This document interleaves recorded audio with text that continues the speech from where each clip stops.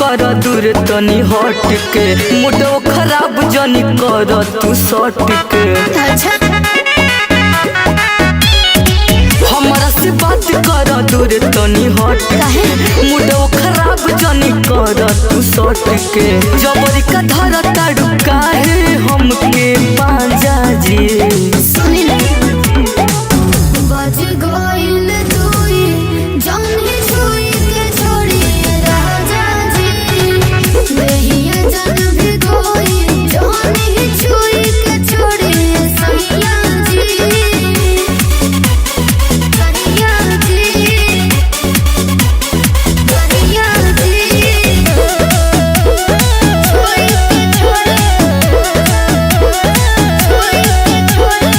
खालू तू कौन दवाई नहीं अबिला अंगड़ाई।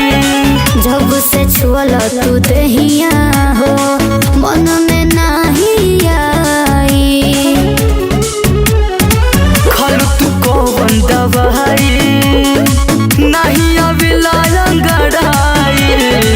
जब से छुअल तू दहिया हो मन में नहीं आई। बनल मिजाज अभी कैसे ले माजा जी बज गइल दुई जानी छुई के छोड़ी राजा जी जवानी भी कोई जानी छुई के छोड़ी राजा जी छुई के छोड़ी राजा